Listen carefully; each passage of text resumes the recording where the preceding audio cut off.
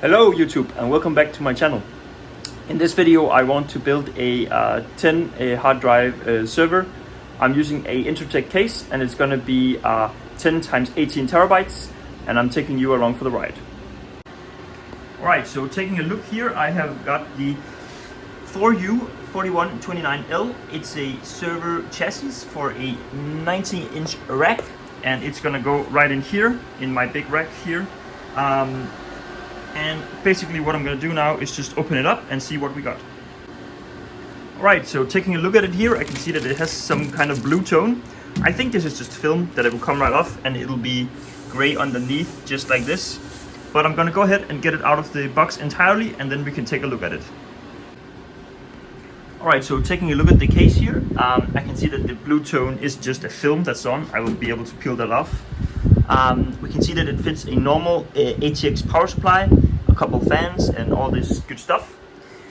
It's quite big, and then it has this lockable front mechanism here where you can basically open up and take a look at what's inside. Pretty cool. I think I'm gonna go ahead and disassemble it a little bit and get the blue tape off, and then we'll see. Alright, so I just took a moment to get off all the blue film from the top casing here. There's still some on the bottom, but I'll remove that later. Taking a look here at the case open, we can see that it comes with the 2 fans in the front here and 3 fans in the middle, as well as 2 80mm fans is sitting right here. All the fans are powered with Molex, as you can see right here, so I'm curious to know how loud they will be. We can also see that there's plenty of room for all kinds of activities down here, and I believe you could also fit these with hard drives if you wanted to. I'm not going to do that for now. I'm just going to fill up these 2. There is also a bunch of accessories here for mounting hard drives. They'll come in handy. I think what I'll do now is take a moment to just get an overview and then start doing the build. Put in the power supply first, and then we'll take a look. Alright, so I just went ahead and wired up all the fans just to test their airflow and noise. And I think the noise level is pretty good and airflow is decent. So I think I'm going to keep these fans as is, and then I'm going to just monitor the hard drive temperatures in the early stages, just when I have it up and running. So other than that, I think I'm ready to put in a motherboard. Now you might laugh at me, but I have a very small ITX motherboard going here. I'm basically reusing parts that I already have, and I think for my workload, which is probably going to be STOI, I think it's completely fine. Alright, so I have just finished putting in the motherboard. It's sitting right here. I'm getting ready to finish up some cabling, and then I'm going to put the hard drives in the hard drive cages. A quick note here, this unit is going to do 10 disks, and then I also have a SAS card that is external for disk shelf that's sitting in my rack currently. So this little motherboard will be doing a lot of disk work, but it's very lightweight, so I think it should be fine. I'll go ahead and put in the disks and have them in here, and then we'll take a look at how the cabling is going to be. Alright, so all the hard drives, all 10, are loaded into the base, and I'm going to put them right in here. I think in the future I could probably fit a decent amount of hard drives here as well, but it's not in the plan right now, but maybe sometime I will do that. Currently the motherboard, because of its size and stuff, it is completely full, meaning I'm using all the SATA ports that I have. So this is going to be doing well just for now. Alright, so just like that, everything seems to be wired up correctly. We have 10 hard drives wired up, and they are all going into the motherboard. And then I have my little SAS expander here.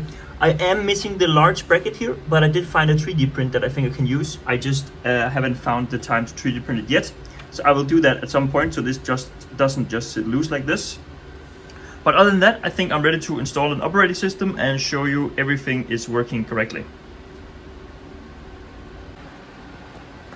Alright, so just like that, I was able to build a little server here in the Inter-Tech case. I did go ahead and just install Windows really quick, just to check everything is running as is. And we can see all the drives are popping up. There's 10 18 terabyte drives, and then there is another C drive for the operating system. So everything seems to be looking good, and I think that I'm going to basically close up the rack and then get it in my rack case. I will have to 3D print something here so that I can run even more disks off of this splitter. But other than that, everything is looking good. I'll get some rails on it and then I'll put it in the rack.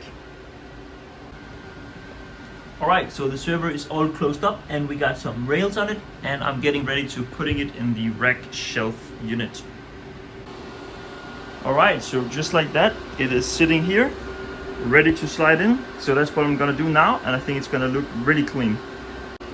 Alright, so I just slid in the server. Unfortunately, I have to take off these brackets because in my rack case they are too big. I think that's actually fine, and I think it'll just improve the airflow. I'm not too worried about dust, so I think overall this is very great and neat. So it's in here now in the rails and everything looks cool. So I think the next step is to just put it up in here.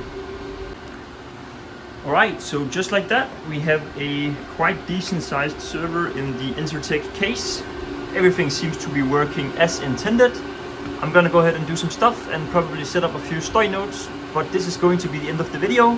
I hope you enjoyed this video of the Inter-Tech case, and I hope to see you in another video. Thank you guys so much for watching, and goodbye.